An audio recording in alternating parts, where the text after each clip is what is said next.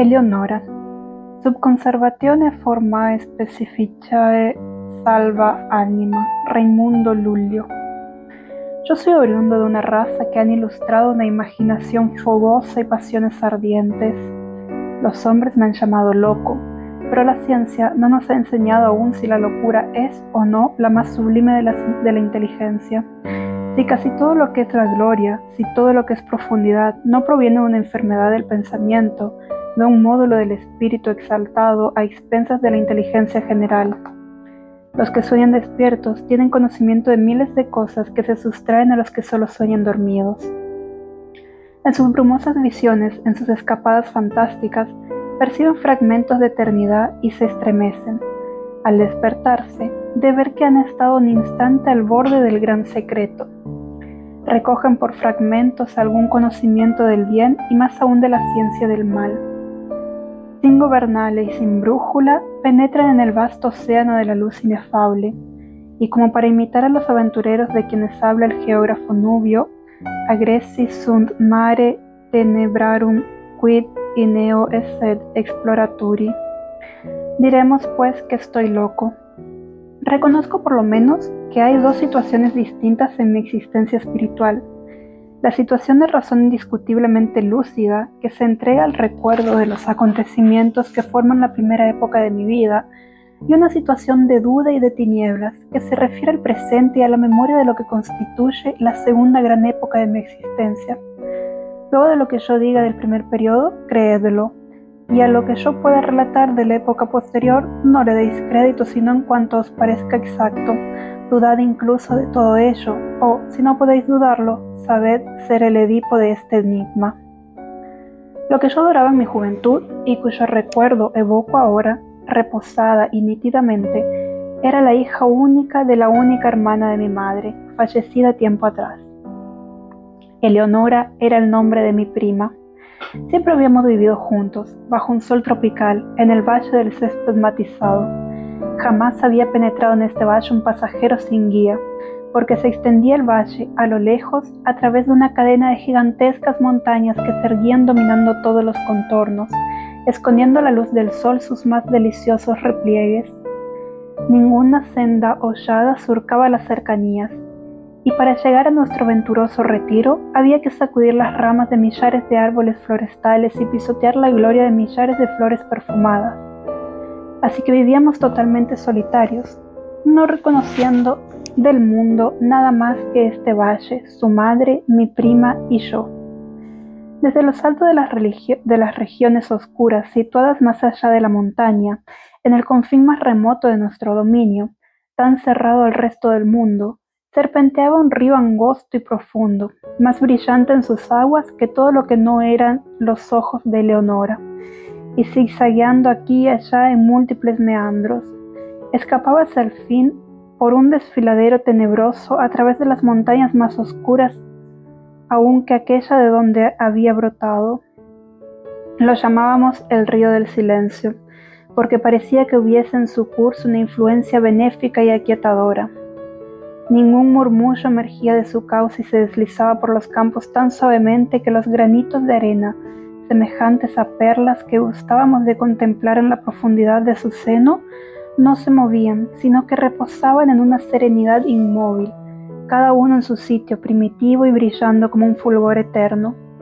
Las márgenes del río y de muchos riachuelos espejantes que por diferentes repliegues corrían hacia su lecho, todo el espacio que se extendía desde el borde hasta el fondo esmaltado de guijarros, visibles a través de las profundidades transparentes, toda la superficie del valle, en suma, desde el río hasta las montañas que lo rodeaban, estaba tapizada de un césped, de un verde tierno, espeso, corto, perfectamente informe y perfumado de vainilla, tan esmaltado en toda su extensión de ranúnculos amarillos, de margaritas blancas, de violetas purpúreas y de asfódelos de un rojo rubí, que su maravillosa belleza hablaba a nuestros corazones en acentos sonoros del amor y de la gloria de Dios.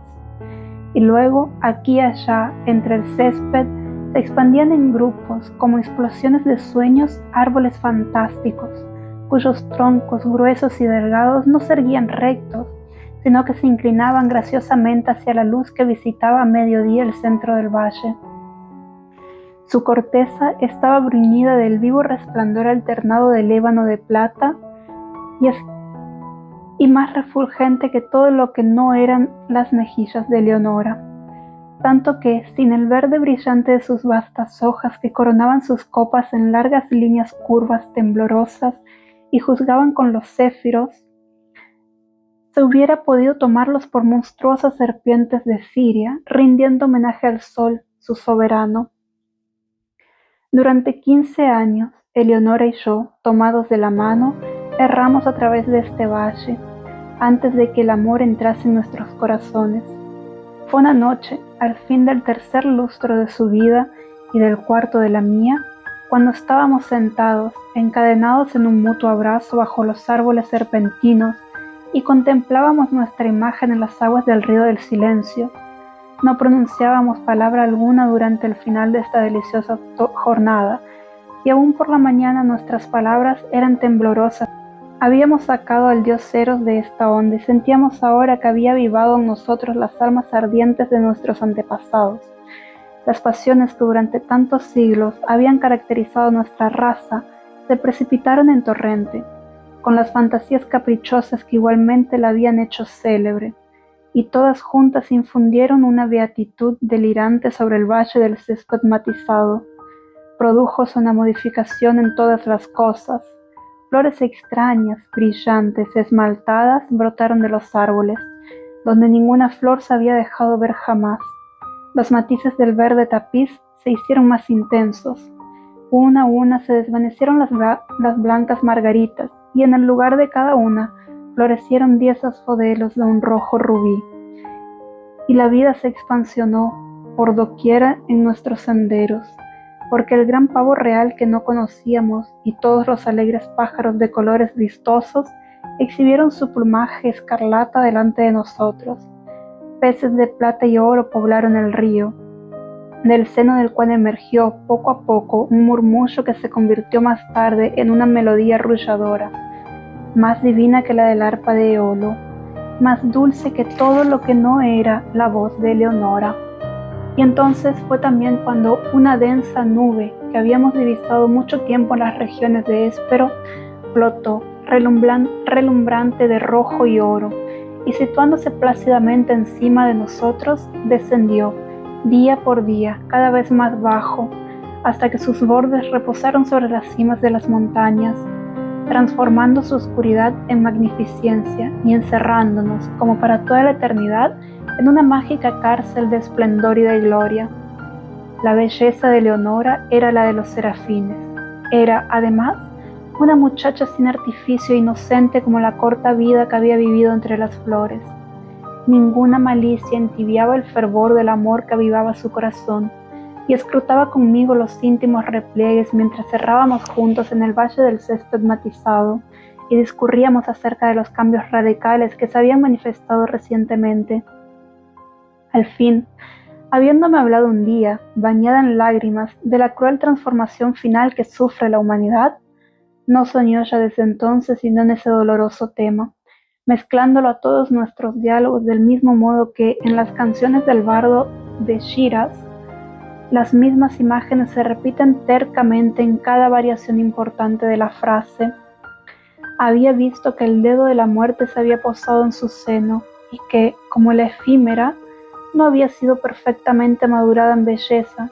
sino que para ella los terrores de la tumba estaban contenidos en un pensamiento único que me reveló una noche, al crepúsculo, en las márgenes del río del silencio.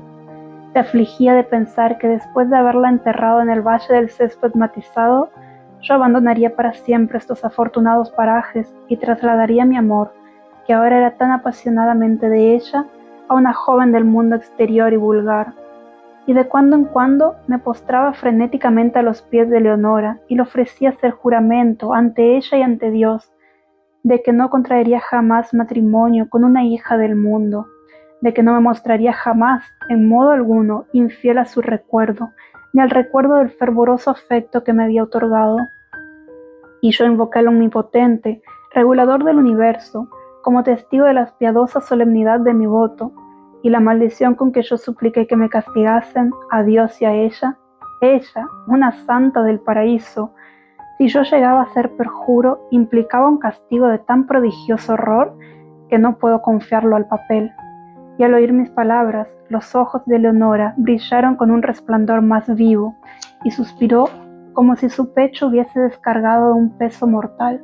y tembló y lloró muy amargamente, pero aceptó mi juramento, porque ¿era otra cosa que una pobre niña? Y mi juramento tornó más suave su lecho de muerte, y pocos días después, muriendo plácidamente, decíame que, en agradecimiento a lo que yo había hecho por el reposo de su espíritu,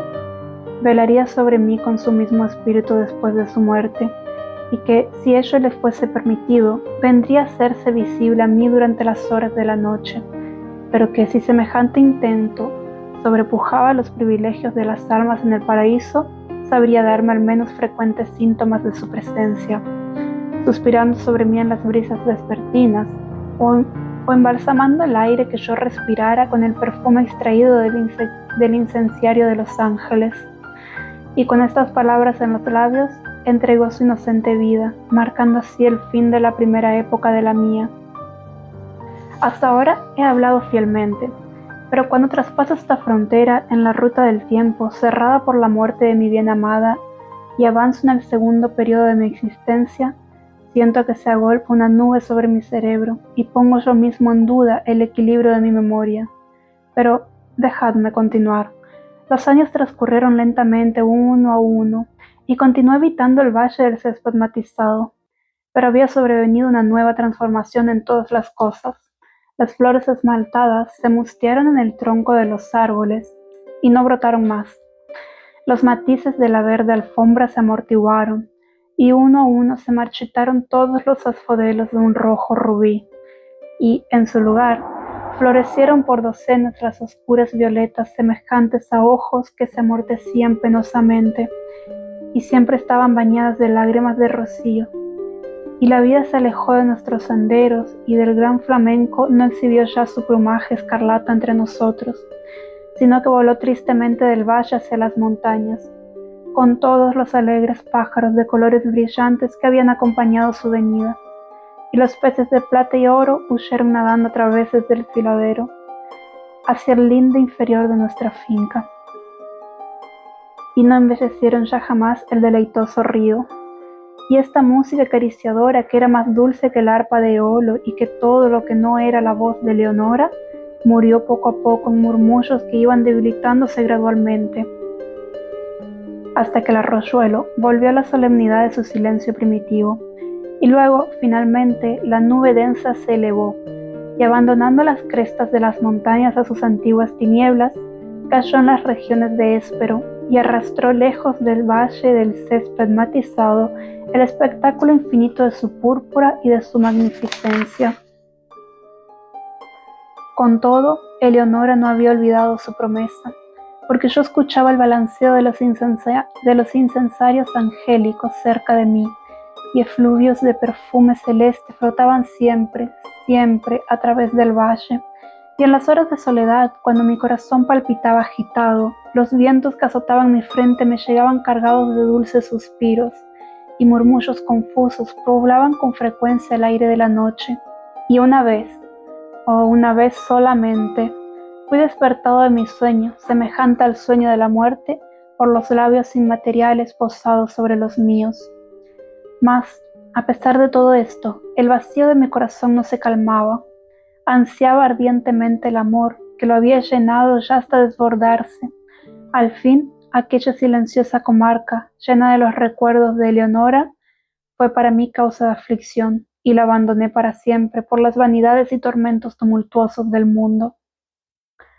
Me encontraba en una ciudad extranjera, donde todo estaba organizado para borrar de mi memoria los dulces sueños que yo había soñado tanto tiempo en el valle del césped matizado. Las pompas, el aparato